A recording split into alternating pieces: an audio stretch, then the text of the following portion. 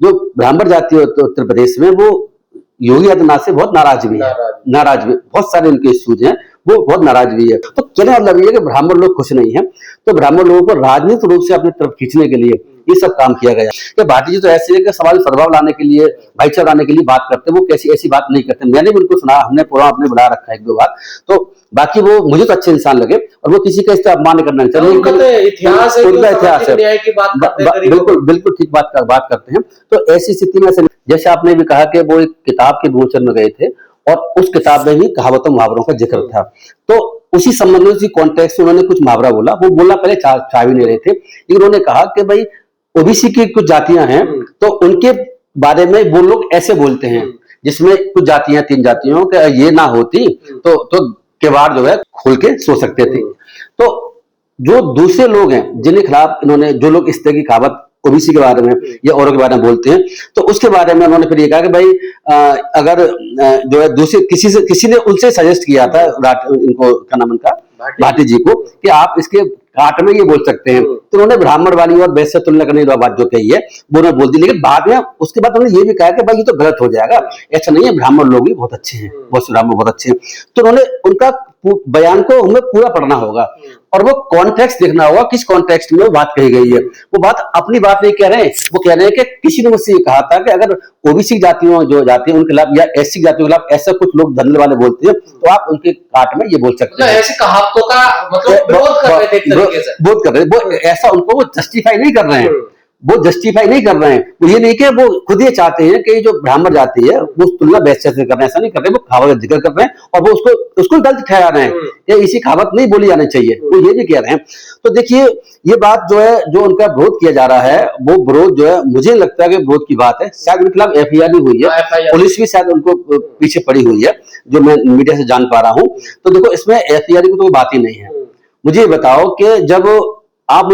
कि जब प्रवेश वर्मा, अनुराग ठाकुर और बाकी जो क्या नाम है इनका, जो हेड स्पीच देते रहते हैं, असम में चीफ मिनिस्टर हैं, वो भी बहुत सी बात करते हैं, यूपी के मुख्यमंत्री भी ऐसी बातें करते हैं, वहां तो कोई एफआईआर नहीं होती, वहां क्या क्या बात करते हैं, यहाँ पे तुरंत उन्होंने एफआईआर कर ली, क्योंकि वो एक जाति विशेष के लोग ही सत्ता में पूरे में हावी है, तो उसकी वजह से उन्होंने कर ली। और सपा को ये, आप इसको ना कैसे देखें, आप इसको ऐसे देखें कि समाजवादी पार्टी को उत्तर प्रदेश में उनकी जो है वोट कम करने के लिए, राजनीतिक लाभ लेने के लिए एफआईआर कराई गई है।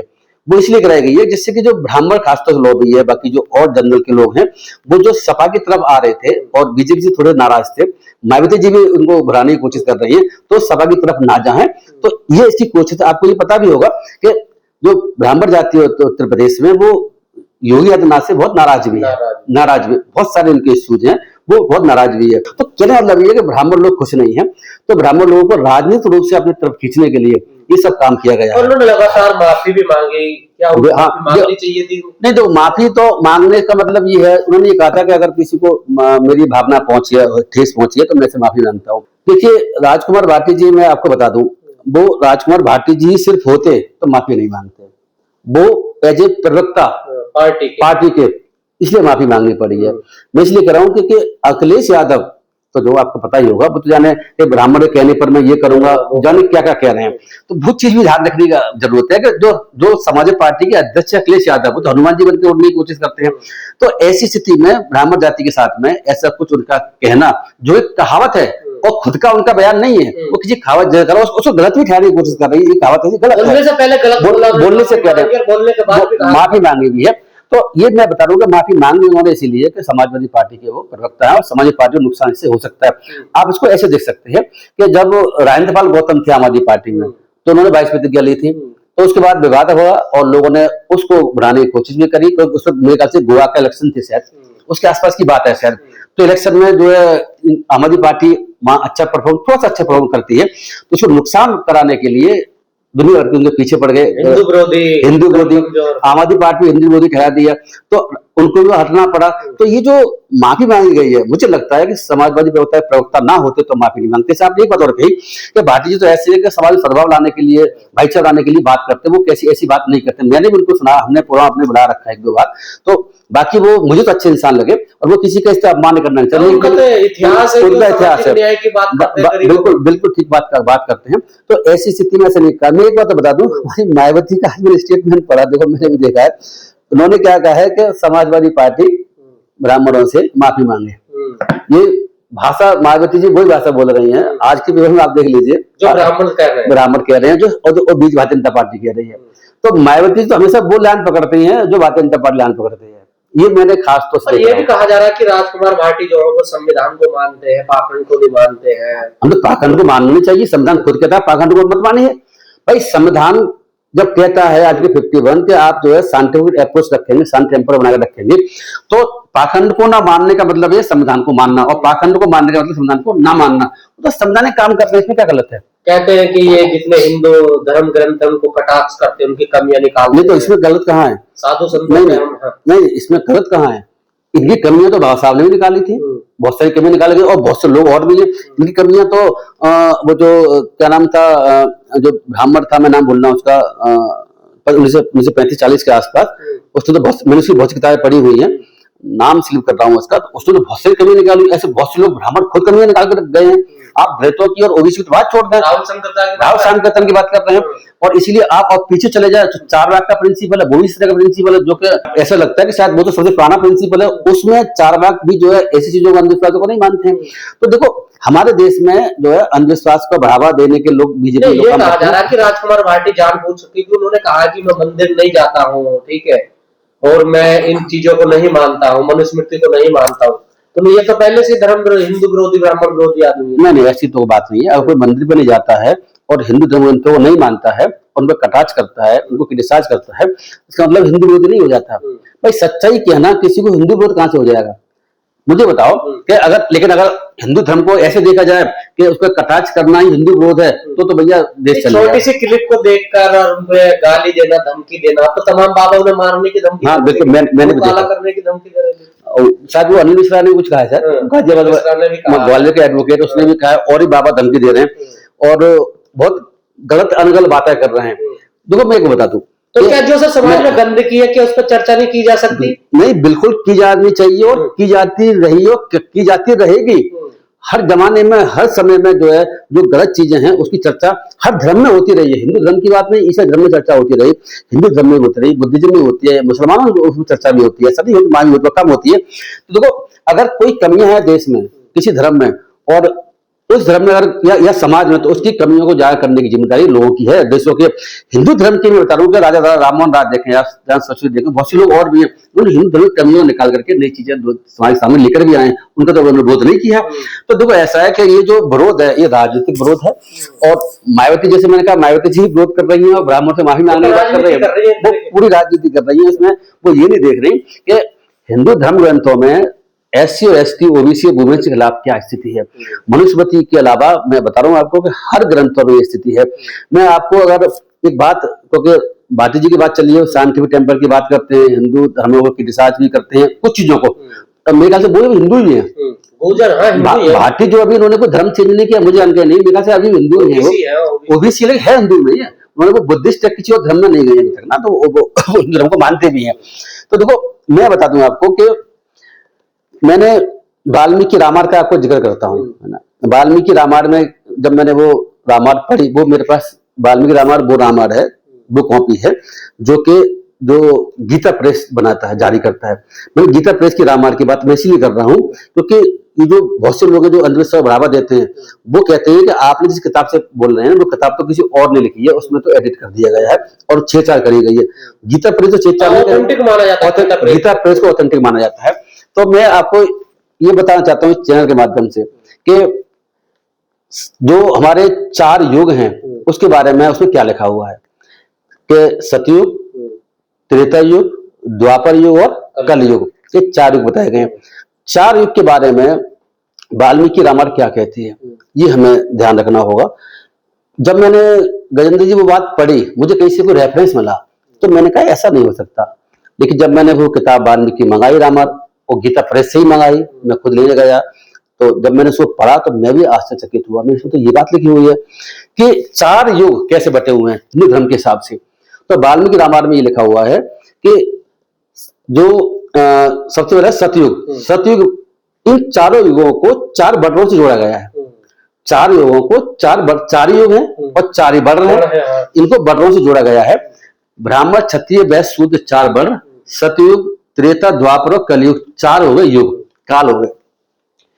तो जो सतयुग है उस युग को वाल्मीकि रामायण बताती है। क्या कहती है? सतयुग वो युग है जिसमें चारों वर्ण, ब्राह्मण, क्षत्रिय, वैश्य, शूद्र अपने अधिकार क्षेत्र में जो उनके क्षेत्र में जो काम मिला है उसी काम को करते हैं, तो वो होता है सतयुग। मतलब ब्राह्मण ब्राह्मण वाला काम कर रहे हैं, क्षत्रिय क्षत्रिय वाला काम कर रहे हैं, वैश्य वैश्य वाला काम कर रहे हैं और शूद्र शूद्र वाला काम कर रहे हैं। चारों वर्ण जो है अपने अपने फील्ड में काम कर रहे हैं, तब तो सतयुग है। और अगर वही राम राज सतयुग वही बात करते हैं, वही बात करते हैं, मैं बता रहा हूं आपको। तो ब्राह्मणों का क्या काम था?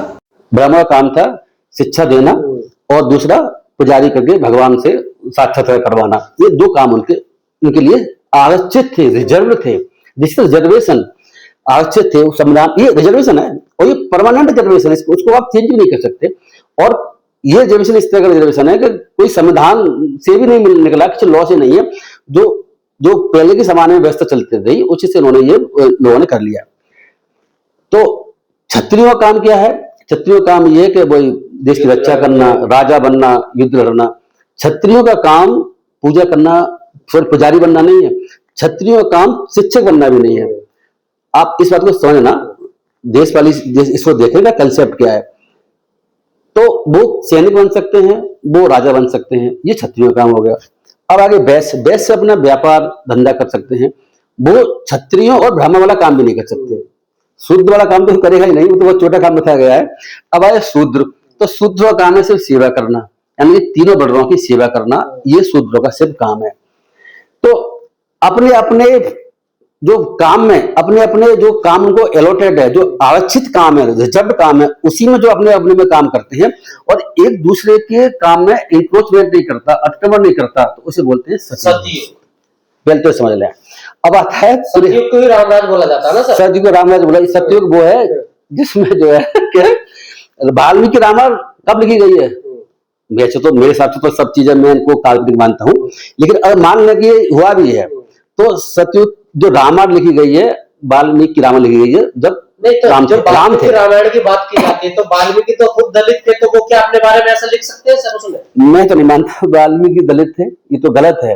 देखो ऐसा है कि अगर आप वाल्मीकि रामायण को पढ़े, उसी में लिखा हुआ है कि ब्राह्मण थे। ये तो आरएसएस ने और जो हिंदू भाई संगठनों ने कुछ षड्यंत्र रच के उनको वाल्मीकि ठहरा दिया, ऐसी का बता दिया, ऐसा नहीं था। जब मुझे को बताओ, जब उनको पढ़ने का अधिकार नहीं था तो वो रामायण कैसे लिख सकते हैं? जब पढ़ ही नहीं सकते तो लिख के सकते हैं? लिखने के लिए पढ़ने की आवश्यकता तो होगी ना, कहां से लिख सकते हैं? जब उनको कानों में सीधा डाल देंगे, पढ़ लेंगे तो ऐसी स्थिति। वाल्मीकि रामायण जो है कोई शूद्र लिख रहे हैं, ऐसी का बंदा लिख रहा है, उस स्थिति में वो ही पढ़ नहीं सकता। शूद्र नहीं, अछूत। अछूत, मैं अभी उस पर आऊंगा। अभी तो 4 वर्णों पर बात कर रहे हैं, जब आपने बात छेड़ी है तो अब मैं आपको बता दूंगा। तो दूसरी बात, अब आते हैं दूसरे युग पर। सेकंड नंबर त्रेता होता है।